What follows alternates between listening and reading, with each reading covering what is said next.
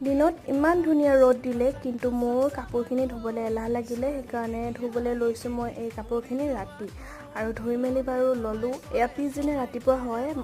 দৈ গাখীৰ আনি থোৱা আছিলে ঘৰৰে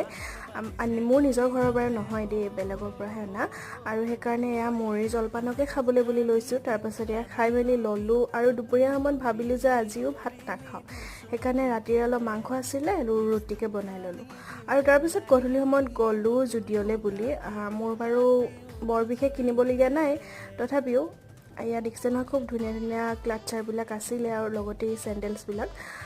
বহুত ধুনীয়া ধুনীয়া কালেকশ্যন আছে চেণ্ডেলৰ আৰু লগতে যিহেতু উইণ্টাৰ কালেকশ্যন আহি গ'ল এই টিকলু দেখিছেনে টিকলুবিলাকৰ কাপোৰ ইমান বেছি ধুনীয়া নহয়নে